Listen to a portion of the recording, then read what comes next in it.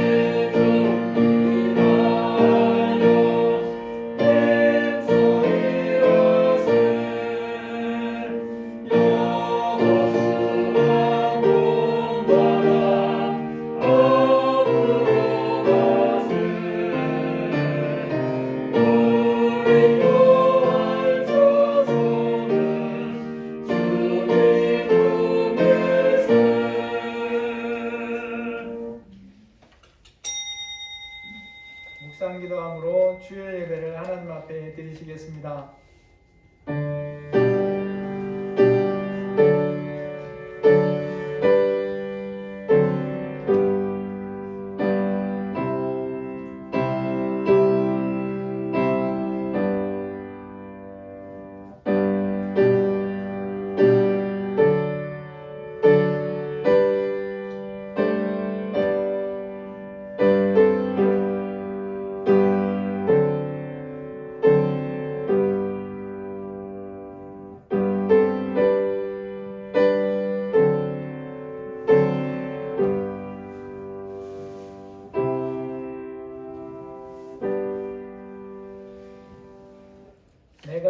내가 이미 얻었다 함도 아니요 온전히 이루었다 함도 아니라 오직 내가 그리스도 예수께 잡힌 바 된 그것을 잡으려고 달려가노라. 오직 우리가 어디까지 이르렀든지 그대로 행할 것이라. 하나님 아버지, 사도 바울이 생명을 걸고 주님을 위해 섬기며 주님을 사랑하며 믿음으로 살아오고 이제 그 육신의 삶이 얼마 남지 않았는데도 여전히 그 시간에도 이러한 고백을 하면서 우리에게 하나님 말씀대로 성장해 갈 것을 권면합니다. 우리가 지난 한 해 동안 돌아보면 믿음으로 살기에 애쓰려고 또 하나님 앞에 힘쓴 것도 아시는 주님, 우리의 연약함과 부족함도 아시는 주님, 아버지, 우리가 주님 부르심을 만날 때까지, 주님 부르심 앞에 설 때까지 믿음으로 사도 바울처럼 걸어가기를 원하오니 함께 하시고, 이 시간 우리의 모든 마음을 주장하셔서 하나님을 기쁘시게 하고 기뻐하는 귀한 금년의 52주째 예배가 될 수 있도록 역사해 주옵소서. 예수님의 이름으로 기도합니다. 아멘. 찬송가 28장입니다.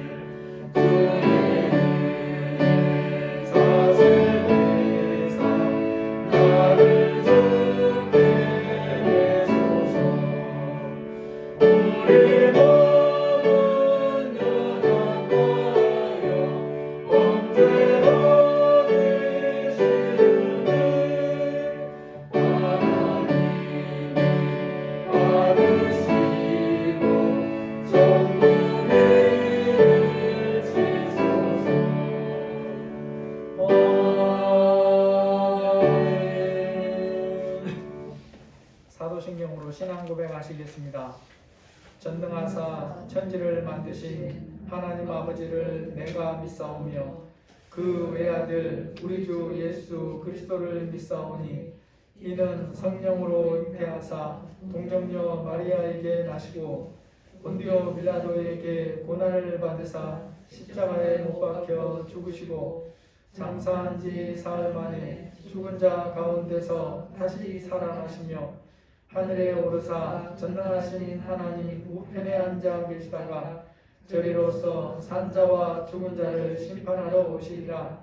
성령을 믿사오며 거룩한 공예와 성도가 서로 교통하는 것과 죄를 사하여 주시는 것과 몸이 다시 사는 것과 영원히 사는 것을 믿사옵나이다. 아멘. 찬송가 312장 부르시고 김현선 집사님 대표 기도해 주시겠습니다.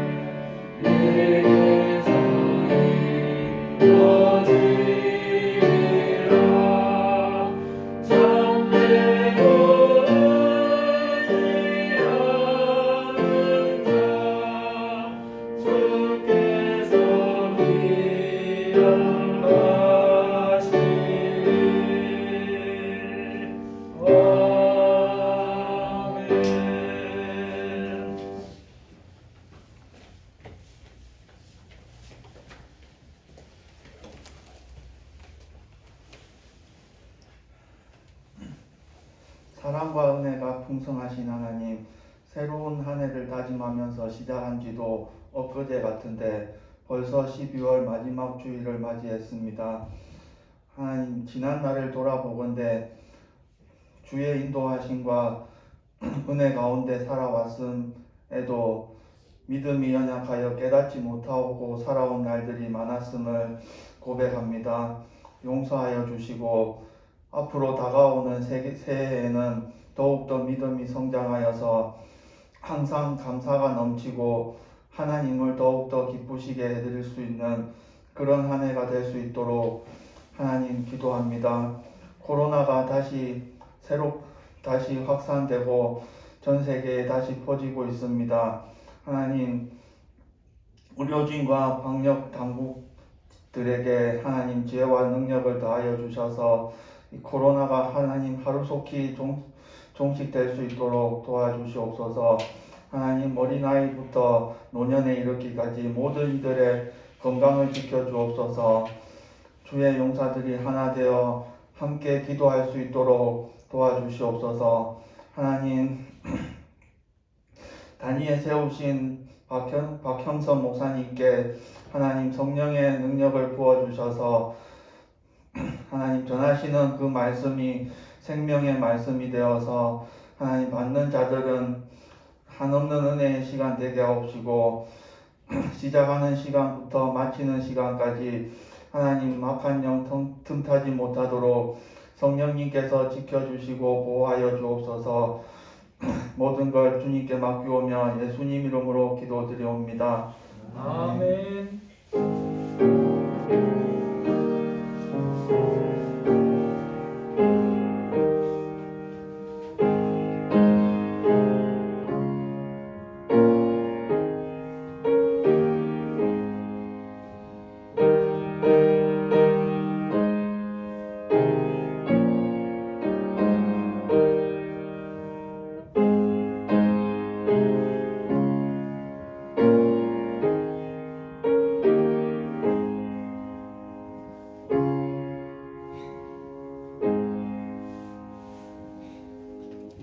하나님 말씀 베드로전서 2장 1절에서 3절 말씀입니다.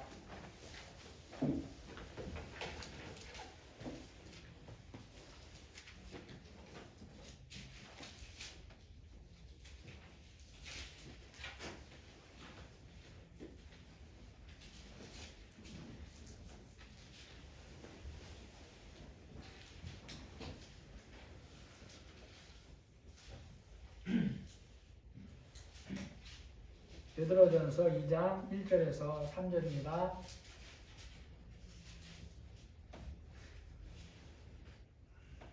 우리 천천히 같이 읽으시겠습니다. 그러므로 모든 악독과 모든 기만과 외식과 시기와 모든 비방하는 말을 버리고 갓난 아기들 같이 순전하고 신령한 젖을 사모하라. 이는 그로 말미암아 너희로 구원에 이르도록 자라게 하려 함이라. 너희가 주의 인자하심을 맛보았으면 그리하라. 아멘. 얼마 전 한 기사의 내용을 보니까 지금 많은 사람들이 코로나가 끝나고 나면 하고 싶어 하는 것이 뭔가에 대한 설문 내용이 있었고 거기에서 사람들이 뭘 원하는지를 볼 수 있었어요. 그 설문에 응한 사람들 중에 무려 70%가 넘는 사람들이 가까운 시간 안에 꼭 하고 싶은 일로 해외여행이다 라는 답을 했습니다. 제가 아는 주변에 어떤 사람도 1년에 해외 나가는 게 4-5번, 많을 때는 6번, 7번도 되던데 어쩌면 그 일은 다르겠지만 못 나가서 몸살이 난 게 아닐까 그런 생각을 해볼 때가 가끔 있었어요. 여러분, 많은 사람들이 이런 생각을 가지고 있는 게 실제임이라는 것을 보여주는 일들이 있습니다. 그게 바로 비행기를 타고 하늘만 날다가 돌아오는 여행 상품인데 이것들이 완판이 되었다라고 하는 기사들이 있어요. 물론 판매하는 상품이 그렇게 많지는 않았겠지만 그럴지라도 어디에 내리지도 않습니다. 비행기를 타고 갔다가 대만 상공을 한 바퀴 돌고 온다든지 제주도 상공을 한 바퀴 돌고 온다든지 이런 상품이었는데 이게 다 팔린다는 거죠. 뭘 보여주겠습니까? 여행을 하고 싶은 마음이 그렇게 많다라는 거죠.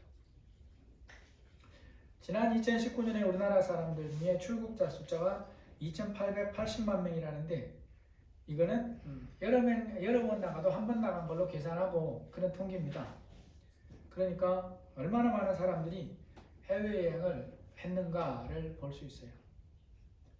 여러분, 어느 나라를 방문하고 해외여행을 하는 첫 번째 시작은 어디에서 시작되겠습니까? 자기가 하고자 하는 해외여행 상품을 예약한 데서 시작이 되죠. 오늘 어떤 사람이 우리나라에서 가장 공신력 있는 여행사가 파는 스위스 여행, 알프스 열차 여행을 중심으로 상품을 예약을 했으면 거기에 들어있는 것들이 있습니다. 비행기, 호텔, 숙박, 먹는 거, 입장료 다 포함된 그런 상품이면 다른 거는 준비할 게 없습니다. 직장에 휴가 신청도 해서 허락이 돼서 이제 날짜만 기다리면 되죠. 그 안에 뭐 옷을 몇 가지 산다든지 신발을 산다든지 할 수 있지만 취소될 가능성은 없습니다. 코로나가 생기지 않는 이상 취소되질 않죠. 그럼에도 분명한 사실이 있습니다. 이 사람이 아직은 알프스를 여행한 것은 아니다라는 거죠. 여행이 준비되어 있는 것은 명확한 사실이고 취소될 가능성도 없지만 그럼에도 이 사람이 아직 알프스를 여행한 것은 아니죠.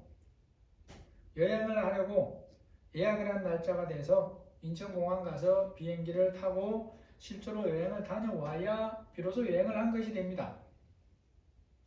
현재는 여행은 확정되어 있지만 그 여행을 하려고 준비를 하고 있는 그런 사람이죠. 이 시간 살피는 말씀의 핵심 교훈이 바로 이 사람의 입장과 비슷합니다. 그리스도인이 처한 입장이 여행을 예약해둔 사람의 입장과 비슷하다라는 거죠. 예수님을 구원자로 믿어서 영생 얻을 천국행이 확정은 되어 있지만 그럼에도 그것이 지금 완성된 것은 아니라는 것입니다. 성경에 말씀하는 것들이 많이 있습니다. 여러 가지 내용들을 말씀하고 있어요. 성경에서 말씀하는 가장 중요한 게 뭐겠습니까? 그것이 구원입니다. 구원. 구원에 대해 말씀하는 책이 성경이에요.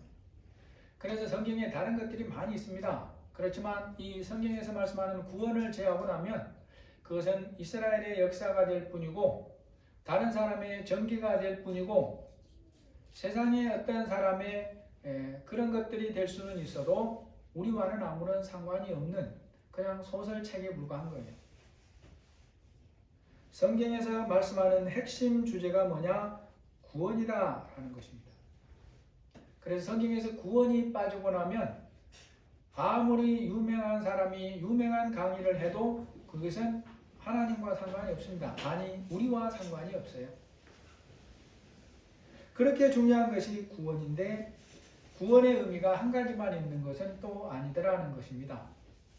예를 들면 어려운 환경에서 구해냄을 입는 것도 성경은 구원이라고 표현하죠. 다윗이 사울에게 쫓겨 도망다닐 때 다윗이 사울 왕에게 잡혀 죽지 않게 하는 것은 하나님께서 다윗에게 베푸신 구원의 은혜 때문입니다. 그와 같이 사람이 자기 힘으로 헤어날 수 없는 어려움을 만났을 때 하나님께서 그 사람을 도와서 그것을 해결해 주는 것도 구원이라고 말하죠. 성경에 보시면 대적이 몰려올 때 하나님께서 그들을 물리쳐서 이스라엘 백성을 구원해 주시는 일은 많이 기록하고 있습니다. 그런데 우리가 알아야 될 가장 중요한 구원이 뭐겠습니까? 그것이 바로 영생 얻음의 구원이라는 거예요. 영적으로 하나님의 자녀됨의 구원입니다. 사도행전 16장에 보면 예수님을 모르고 믿지 않던 교도소 직원이 바울에게 묻습니다. 29절 30절에 보니까 간수가 등불을 달라고 하며 뛰어들어가 무서워 떨며 바울과 실라 앞에 엎드리고 그들을 데리고 나가 이르되 선생님이여 내가 어떻게 하여야 구원을 받으리까 하거늘. 이때가 어떤 상황인지 우리가 좀 이해할 필요가 있습니다. 하나님께서 베드로가 감옥에 갇혔을 때는 어떻게 구해 주십니까? 스텔스가 돼서 구해 주시죠. 안 보이게, 그들이 모르게 조용히 구해 줍니다. 분명히 베드로의 옆구리를 찌르고 그렇게 깨워 나오는데도 불구하고 그 감옥 관련 사람들은 아무도 몰라요. 그렇게 조용히 구해 주시는데 바울과 실라가 감옥에 갇혔을 때 구할 때는 그렇게 하지 않습니다. 지진을 나게 땅을 흔들어 가지고 감옥이 다 무너지게 만들어 버려요. 물론 이게 하나님의 역사이기 때문에 돌덩이가 무너져도 바울과 실라는 하나도 안 다치게 보호를 하셨죠. 그때 간수가 보니까 이 죄수가 감옥이 무너져서 문이 다 열렸으면 도망갈 것은 당연하다고 생각하고 자살을 하려고 해요. 상황을 보면. 그러니까 바울이 소리를 지릅니다. 자살하지 마라. 우리는 도망가지 않았다. 그런 상황에서 이 간수가 등불을 가지고 해서 뛰어들어가서 왜 도망가지 않는가 이런 생각들을 하면서 그 바울과 실라 앞에 엎드려서 묻는 거예요. 내가 어떻게 해야 구원을 받겠습니까? 이러한 것을 보면 간수는 바울 일행이 그 지역에서 복음을 전하는 것에 대해 전에서 듣고는 있었던 것으로 볼 수 있습니다. 그러니까 바울에게 구원 얻음의 길을 물어보는 거죠. 그럼에도 구체적으로 그 구원이 어떤 구원인가는 몰랐던 것 같아요. 그러니까 바울에게 묻는 거예요. 교도소 직원의 질문에 대해서 바울은 명확하게 대답을 해줍니다. 사도행전 16장 31절을 보면 주 예수를 믿으라. 그리하면 너와 내 집이 구원을 받으리라. 이제 이 말씀을 종종 오해하는데 이 말씀은 예를 들어서 간수가 구원을 얻으면 그 나머지 가족이 자동으로 구원을 얻는다 그런 의미가 아닙니다.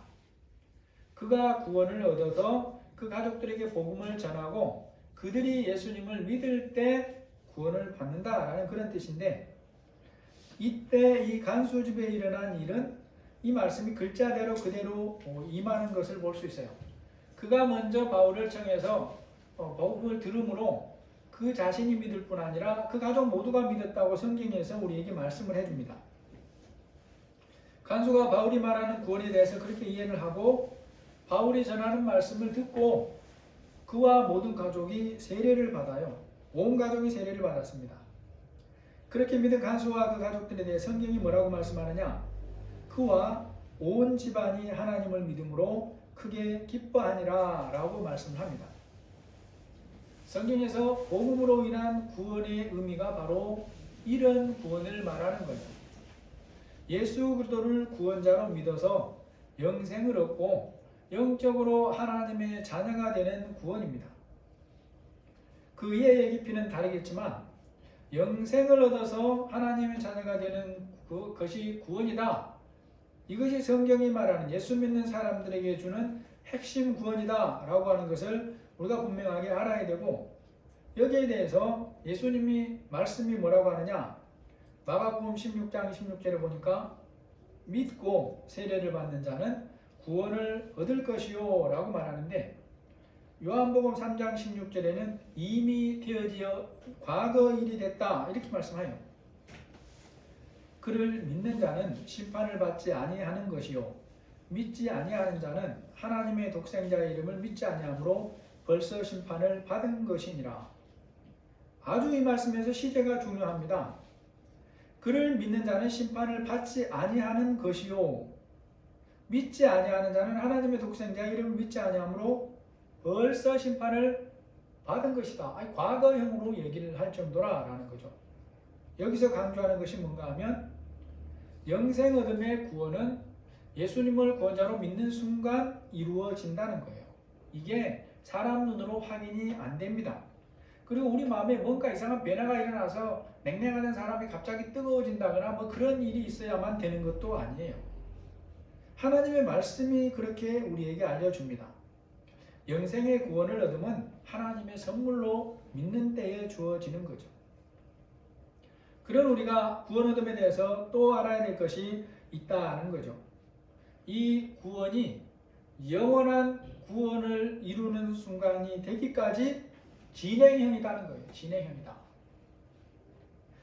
지금 믿는 순간에 다 완성된 건 아니라고 하는 아주 미묘하고 신비한 이 또 비밀이 있다라는 거죠. 저나 여러분이 예수님을 믿어서 믿는 순간에 영적으로 호적이 바뀐 것은 틀림없이 성경적으로 사실인데 믿는 순간 즉시로 이루어진 거예요. 미래에 어느 정도 믿어서 하나님이 평가해서 그때 결정한 게 아니에요. 그런 우리에게 뭐가 남아 있습니까? 땅 위의 삶이라고 하는 과정이 남아 있다라는 거죠. 믿는 사람이 이 과정을 믿음으로 통과해서 영원한 하나님 나라에 들어가야 하고 영원한 구원이 완성되는 것은 그때라는 것입니다. 그래서 영생 얻음의 구원을 얻은 우리가 그럼에도 아직 남아있는 삶이 있습니다. 믿음을 가지고 이 삶을 살아내야 되는 거죠. 이것이 하나님의 뜻이고 믿음으로 바르게 걸어간 사람을 영원한 구원에 들어가게 한다는 것이 하나님의 말씀의 가르침이라는 거죠. 그래서 여기에 우리가 이해하지 안 되지만 이해해야 될 것이 있습니다. 천국 입성을 예약한 사람과 비슷한 것이 또한 우리의 모습이라는 거죠. 여행을 예약한 사람하고 우리가 천국 입성이 우리에게 천국 입성을 하나님이 말씀해 주신 것이 사실은 예약이라는 거예요. 예약 개념. 예수를 믿으면 그 순간에 천국에 들어갈 사람으로 정해진 것은 사실이지만 그럼에도 저나 여러분은 시간 속에 살고 있기 때문에 앞으로 살아가야 할 시간이 있고 아직은 영원한 나라에 들어간 것이 아닌 것도 분명한 사실이라는 것입니다. 주님께서는 각 사람에게 믿은 이후에 영생 얻음의 구원을 얻은 이후에 땅 위에 남아있는 시간이 얼마인지 말씀해 주질 않습니다. 만약에 그것을 안다면 그냥 대충 살다가 그 마지막 순간에 하나님을 제대로 믿으면 된다고 생각할 수도 있잖아요. 근데 하나님이 그걸 알려주질 않아요. 그러면 뭘 알려줬냐? 남아있는 시간이 얼마인지는 모르지만 그 시간들을 믿음으로 살아야 된다라고 하는 것은 명확하게 말씀을 하셨다는 거죠. 믿음으로 산다는 것은 내 생각대로 산다는 게 아니잖아요. 내 생각을 내려놓고 하나님 생각 따라 산다는 거죠. 그래도 우리는 내 생각대로 살 가능성이 높습니다. 그래서 하나님이 로마서 12장 1절 2절에 하는 경고가 그 말씀이에요. 너희는 이 세대를 본받지 말고 오직 마음을 새롭게 함으로 변화를 받아 하나님의 선하시고 기뻐하시고 온전하신 뜻이 무엇인지 분별하도록 하라. 여기서 하나님의 뜻을 분별하라는 것은 머리에 지식으로 쌓아놓으라는 의미가 아니라는 걸 우리가 잘 알아야 됩니다. 실제 삶을 그렇게 살아야 한다라는 것이죠. 여기서 예외되는 사람이 없어요. 지금까지 바울 같은 믿음으로 살아왔던 사람이나 아니면 강도같이 살아왔던 사람이나 똑같은 거예요.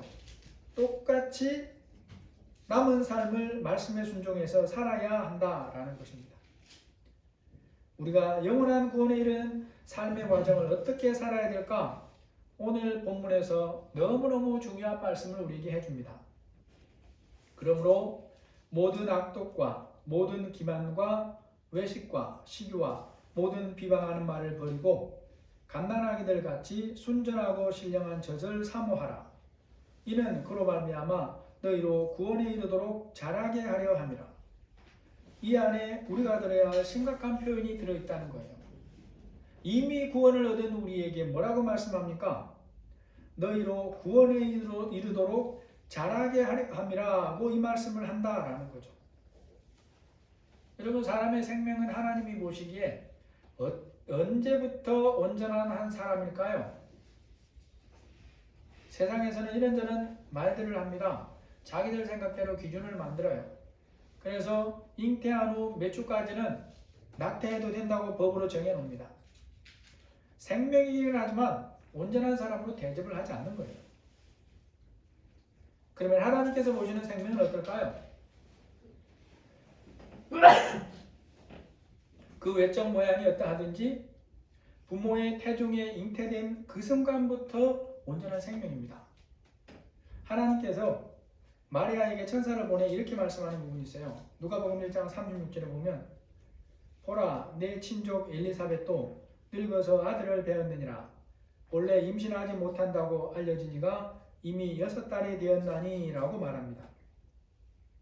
세례 요한이 지금 잉태한 엄마 뱃속에 잉태된 후에 6개월이 되는 시점에 엘리사벳에게 가서 하는 말씀인데, 지금 생명이 6개월 정도 만들어져서 반 정도 됐다, 그렇게 말씀하는 의미가 아니에요. 잉태한 자체로부터 시작해서 이미 몇 달이 됐다고요? 6달이 됐다.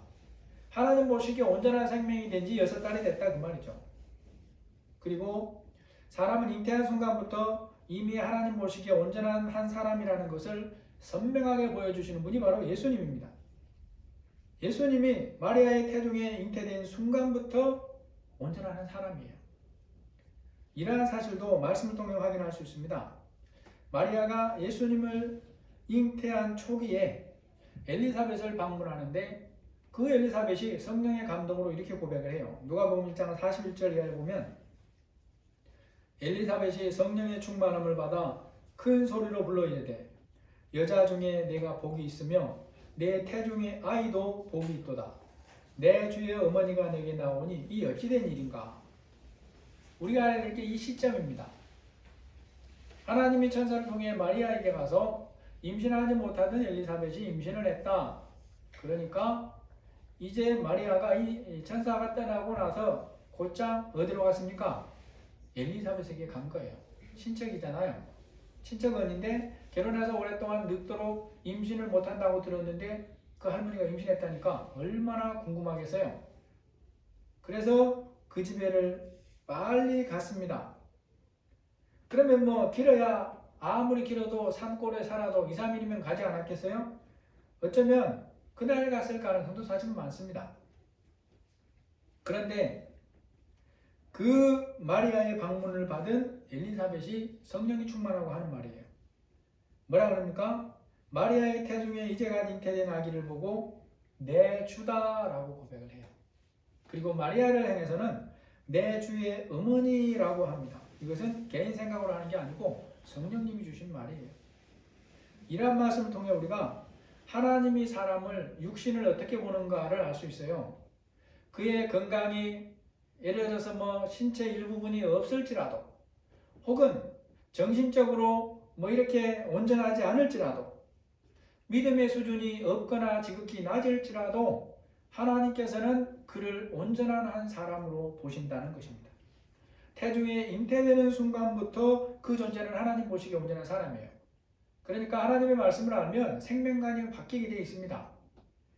이 잉태 순간부터 생명이라고 하시는 하나님의 말씀을 알고는 감히 생명을 함부로 할 수 없어요. 그건 살인입니다. 살인.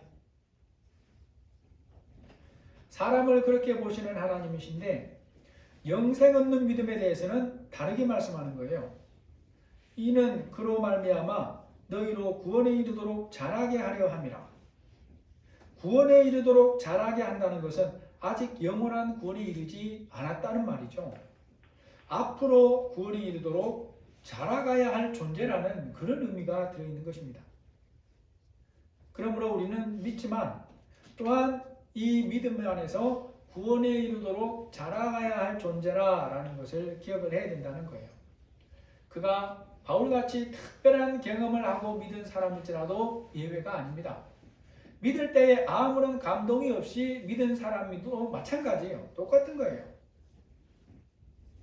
우리가 믿음에서 자라가기 위해 분별해서 버릴 것과 취할 것이 있는데, 오직 오늘 본문에서 크게 두 가지를 가르쳐 줍니다. 버려야 할 것이 뭐냐라고 짚어줍니다. 모든 악독과 모든 기만과 외식과 시기와 모든 비방하는 말을 버리고 라고 말합니다.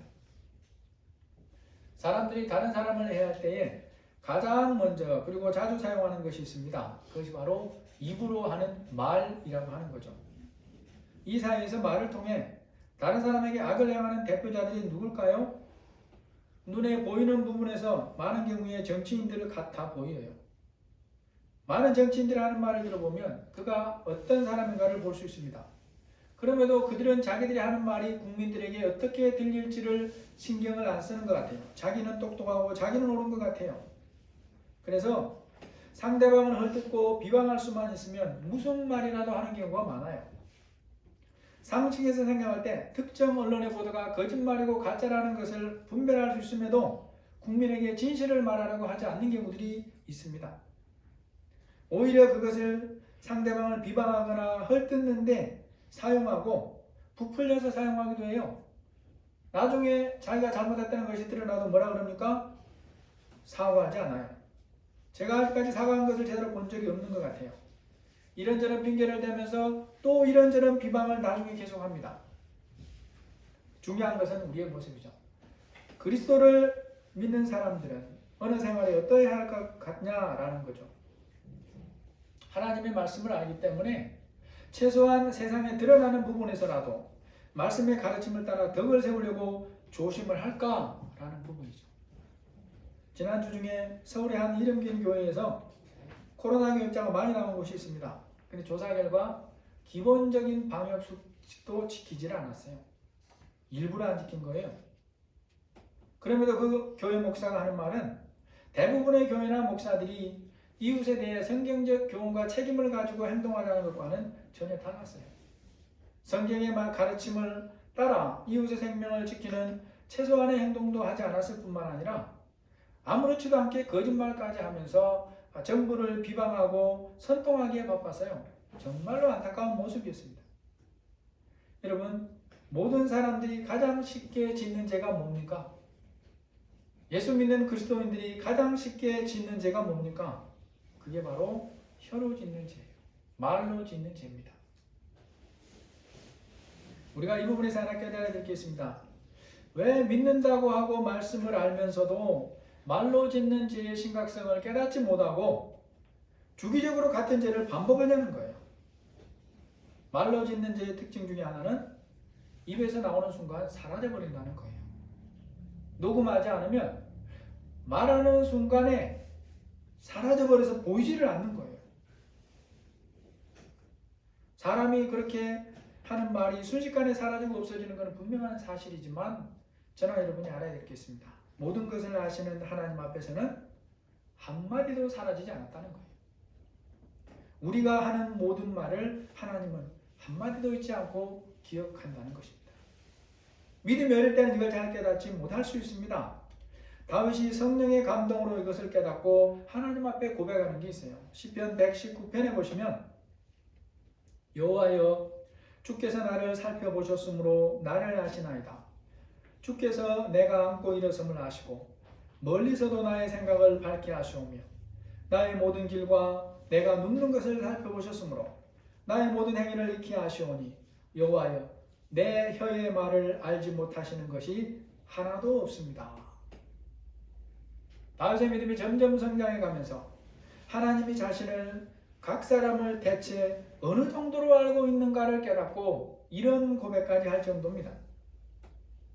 139편 13절 16절에 보면 주께서 내 내장을 지으시며 나의 모태에서 나를 만드셨습니다. 내 형질이 이루어지기 전에 주의 눈이 보셨으며 나를 위하여 정한 날이 하루도 되기 전에 주의 책에 다 기록이 되었나이다 라고 성령의 감동으로 기록할 정도인 거죠. 그렇게 나를 잘 아시는 하나님이기 때문에 내가 하는 모든 말을 다 아시는 거예요. 때로 포장을 그럴듯하게 했지만 그 말 안에 형제를 향한 무시나 험담이나 비웃음이나 비방이나 조롱이 담겼다는 것을 아시는 거예요. 단어가 어떠하든지 교만에서 나오는 말이라는 것을 정확하게 아시는 하나님이라는 것입니다. 믿는 자가 하는 모든 험담이나 거짓말이나 선동이나 비방은 하나님 보시기에 어떤 것인가를 깨달아야 돼요. 거기에 일부 사실이 들어있으면 아무렇지도 않다고 말씀합니까? 오늘 본문에 뭐라 그래요? 그러한 것이 바로 악독, 기만, 외식, 시기, 모든 비방이라고 말씀하는 것입니다. 세상은 그 사람이 말하는 것이 사실이 중요한 것이 있으면 거기에 거짓말이 섞였거나 비방이나 모함하는 것이 있어도 아무것도 아닌 것으로 넘어가 주는 경우가 많아요. 그래서 그 사람이 분명히 잘못했음에도 자기 편에 유리하면 봐주자고 하거나 때로는 악인을 의인으로 만들어버리기까지 합니다. 문제는 그리스도인된 우리 또한 이런 부분에서 분별력이 많이 약한 것 같다는 거예요. 그래서 사실 일부를 말하고 거기에 자기가 하고 싶은 말을 적당하게 섞습니다. 그런데 그렇게 섞인 부분에 무시하거나 험담하거나 비방하거나 깔보름이 들어있어요. 그럼에도 사실을 많이 말했기 때문에 자기는 잘못한 것이 없는 것처럼 여깁니다. 너무너무 마음 아픈 부분. 여러분, 하나님의 계산법은 세상과 다릅니다. 내가 하는 말에 부분적으로 사실이 들어있다고 해서 그것이 하나님 보시기에 악독, 기만, 외식, 시기 모든 비방을 없애주는 게 아니에요. 때로는 내가 분량으로 말하는 90%가 사실일지라도 그것이 거짓을 덮어주지 않아요. 너무나 안타까운 것이 우리의 말의 언어에 이런 부분이 들어올 여지가 너무 많아요. 성경은 말로 짓는 죄가 그 인생에 얼마나 무서운 결과를 가져올 수 있는가를 경고합니다. 야고보서 3장 6절에 보면 혀는 곧 불이요 불의의 세계라. 혀는 우리 지체 중에서 온몸을 더럽히고 삶의 수레바퀴를 불사르나니 그 사르는 것이 지옥불에서 나느니라. 혀는 등에 길들일 사람이 없나니 쉬지 않아 하는 악이요 죽이는 독이 가득한 것이라. 지금 당장 살라지지 않았다고 해서 그게 아무 이상이 없는 게 아니에요. 엎질러진 물이라는 속담이 있습니다. 한 번 뱉은 말은 주워 담을 수가 없어요. 진심으로 하나님 앞에 회개하고 가서 사과해서 용서받을 수 있습니다. 그래도 그 말은 사라지질 않는 거예요. 구원에 이르도록 자라가라고 하시면서 믿는 자들이 자라가야 할 부분에서 뭘 말씀합니까? 어떤 부분을 깊이 깨달아야 하는가를 말씀하고 그 다음에 어떤 부분을 붙들어야 하는가를 말씀합니다. 갓난아기들 같이 순전하고 신령한 젖을 사모하라 라고 말씀해요. 갓난아기가 뭘 바랄까요? 부모된 여러분이 여러분의 갓난아기를 키울 때 뭘 바라던가요? 다른 사람과 비교해서 좋은 것을 바라던가요? 갓난아기가 바라는 것은 오직 엄마의 젖입니다. 바라는 것은 그것이 전부인데 그러면 엄마가 아기에게 필요한 모든 것을 책임지고 공급합니다. 놀라운 비밀이죠. 하나님께서 믿는 자들에게 뭘 바라야 할 것인가 말씀해 줍니다. 하나님이 주시는 신령한 젖을 바라라 라고 말씀합니다. 그러면 그 안에 하나님이 그 인생을 위해 계획하고 필요한 모든 것을 공급하시겠다는 약속이 담겨 있는 거예요. 하나님을 믿는 모든 사람은 오직 이 하나님의 공급하심 안에 사는 삶을 통해서만 구원에 이르도록 자라갈 수가 있는 것입니다. 오늘 말씀을 정리해 보겠습니다. 무더운 여름에 보면 1년생 대나무나 10년생 대나무나 겉모습이 같아요. 그러나 그 단단함은 다릅니다. 그래서 용도가 달라요. 어린 대나무가 제 역할을 하기까지는 시간이 가면서 단단해져 가야 되는 것입니다. 예수 그리스도를 믿는 사람은 그 즉시로 영적 신분이 바뀝니다. 영생 얻은 자가 되었어요. 하지만 그 순간에 영원한 하나님 나라에 들어간 것은 아닙니다. 이후에 믿음으로 살아야 되는 시간이 있는데 그 시간이 어떤 시간이냐? 구원에 이르도록 자라가는 시간입니다.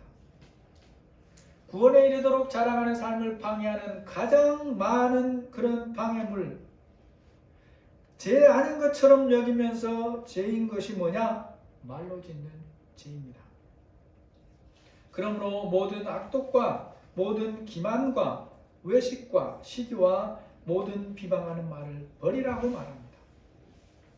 버리고 어떻게 하라는 것입니까? 갓난아기들 같이 순전하고 신령한 젖을 사모하라고 말씀합니다. 그렇게 하여야 그러한 자가 구원에 이르도록 자라간다 라고 말씀합니다. 기도하겠습니다. 하나님 아버지, 우리의 연약함을 주님이 아시오니 우리의 마음과 입술에 지극히 가벼움을 주님 아십니다. 불쌍히 여겨 주옵소서. 특별히 우리가 속고 있습니다. 내가 말하는 것이 90%가 사실이니까 나머지 10% 안에 섞은 것은 하나님이 모를 거라고 생각하거나 아무것도 아니라고 여길 수 있습니다. 세상의 계산법이 아니라 하나님의 계산법을 분명하게 기억하고 우리가 마음과 입술을 지키며 하나님의 말씀을 따라 형제를 사랑하고 세워가는 사명을 감당할 수 있도록 도와주시고 신령한 젖을 사모함으로 하나님의 은혜 안에 사는 저희들이 다 되게 하여 주옵소서. 구원에 이르도록 자라가는 이 삶을 잘 감당할 수 있도록 도와주옵소서. 예수님의 이름으로 기도합니다. 아멘. 찬송가 440장입니다.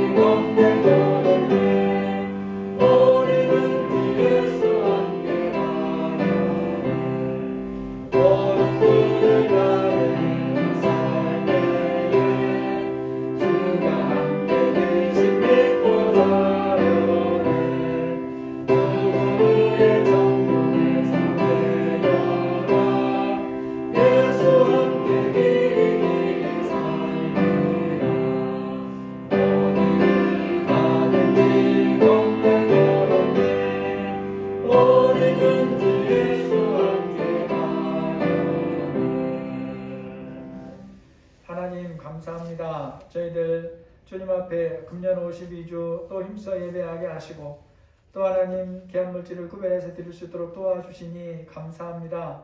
우리 모든 성도들을 기억하여 주시고 하나님 남은 시간도 보호하시며 또 주님이 주시는 남은 앞날 위에 성령의 은혜 안에 살게 하시고 믿음으로 살게 하시고 이러할 양식의 풍성한 유통자의 삶을 잘 감당할 수 있도록 믿음을 더하여 주옵소서. 예수님의 이름으로 감사하며 기도합니다.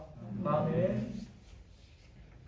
오늘 교회 소식 보시면 2020년도 송구용신 예배는 거리두기 관계로 가정 예배로 드립니다. 안내문을 가정으로 보내드리도록 하겠습니다.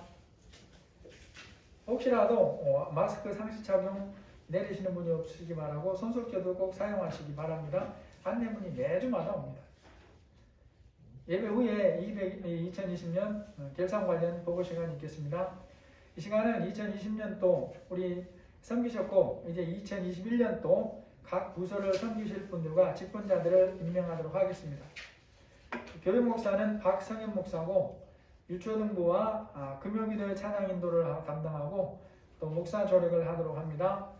우리 청년부는 박소희 집사님, 고등부 강일신 집사님, 중등부 최원유 집사님, 유치부 해나란 권사님, 재정부장은 우리 박연영 권사님, 또 부원 김천웅 집사님, 또 우리 서리 집사는 교회 법에 따라 임명하는 것입니다.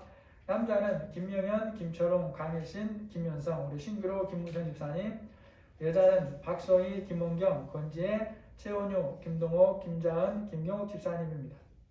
우리 재정부와 및 부서 활동은 식사와 오후 예배가 시작될 때부터 그렇게 활동하도록 하겠습니다. 그 광고를 기억해 주시기 바랍니다. 우리 찬송가 455장 1, 2절 부르시고 축도하심으로 예배 마치겠습니다. 오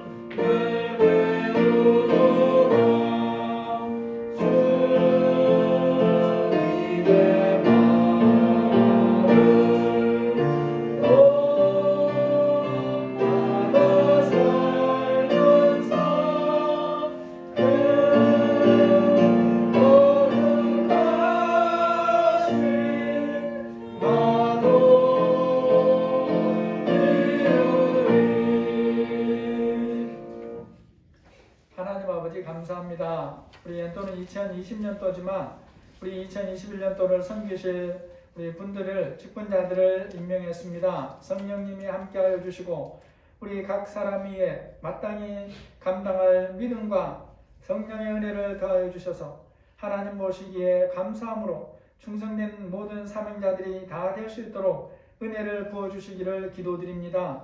주께서 함께하여 주시옵소서. 이 모든 교회 모임 여건들이 속히 이전처럼 정상화되게 하여 주시고 함께 식사하며 교제하며 사랑하며 말씀을 배워가며 세워가며 찬양하는 모든 사명들이 잘 회복될 수 있도록 은혜를 베풀어 주시기를 기도합니다. 우리 모든 직분분들에게 성령의 충만함을 주시고 하나님 보시기에 칭찬받는 모두가 될 수 있도록 은혜를 더하여 주옵소서. 예수님의 이름으로 감사하며 기도합니다. 아멘. 이제는 우리 주 예수 그리스도의 은혜와 하나님의 사랑하심과 성령의 교통하시고 인도하시고 보호하시는 은혜가 예수님을 믿을 때에 구원을 받았지만 아직 영원한 구원에 이르지 않은 것을 알고 이 과정에 믿음으로 구원에 이르도록 자라가는 우리 모든 사랑하는 성도들 위해 지금부터 영원토록 함께 계실지어다. 아멘.